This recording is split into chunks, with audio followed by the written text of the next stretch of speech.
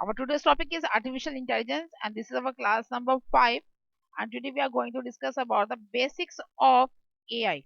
AI की basics क्या हैं वो आज हम discuss करेंगे. If you like the video, please like it, share it, and subscribe my channel. So what are the basics of artificial intelligence? So the basics are Niti Aayog, Encyclopedia, European Leaderships, World Economic.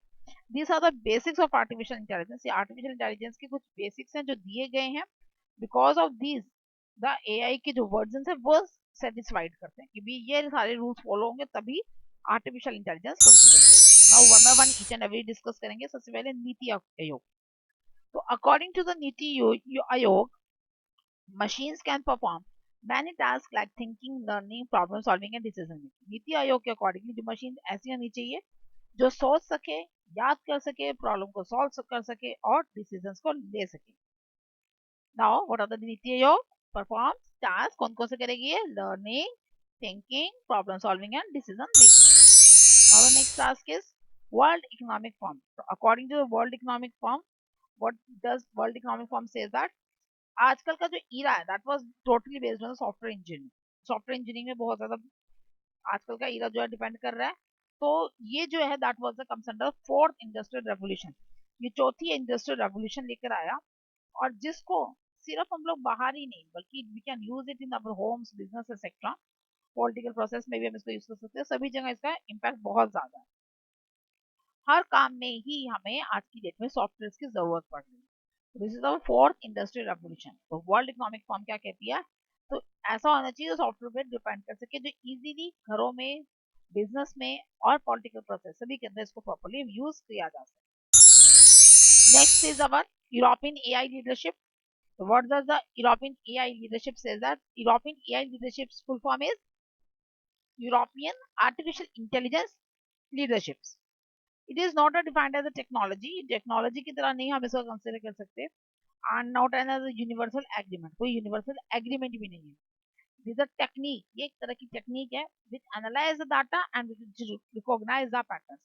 जो data को analyse करती है और data patterns को recognise करती है और उसके अकॉर्डिंगली ही काम करती है. Now next is the Encyclopedia Britannica. So what does it say is that according to the Encyclopedia Britannica, this is the site for the encyclopedias, the ability to of a computer to perform tasks which is associated with its being intelligence. क्योंकि देखो ये सारा के सारा memory पे काम करती है encyclopedia, तो वो यही कहती है कि मशीन के अंदर ऐसी एबिलिटी होनी चाहिए कि वो अपने इंटेलिजेंस लेवल के अकॉर्डिंगली सारे काम को परफॉर्म कर सके. जैसा उसको बोला गया वैसे, जैसे कंप्यूटर रोबोट्स होते हैं तो वो काम किसके अकॉर्डिंगली करेंगे? जैसा इंटेलिजेंस लेवल उनका होगा, जिस लेवल की इंटेलिजेंस लेवल होगा उसके अकॉर्डिंगली वो रिस्पॉन्ड अपने आप ही करेंगे. Now the next one is AI. What is the full form of AI? AI is artificial intelligence and it is the ability of a machine to recognise the human face. इसके पास सबसे बड़ी power होनी चाहिए ताकि human face को recognise कर सके, ये मूव कर सके, मैनिपुलेट कर सके ऑब्जेक्ट्स को और वॉइस को पहचान सके. हम जो से कमांड दें वो समझ सके. ऐसा ही हमारा जो रोबोट है वो इस बेसिस पे होना चाहिए कि ह्यूमन फेस को रिकॉग्नाइज कर सके कि हाँ ये पर्सन कौन है, ये कौन नहीं है. अगर उसे कुछ काम दिया जाए मूविंग का है तो मूव करके वो कर सके, ऑब्जेक्ट्स को ले सके, कैरी कर सके, उसके बाद वॉइस को पहचान सके. तो ऐसी सारी पावर्स एआई के अंदर होनी चाहिए.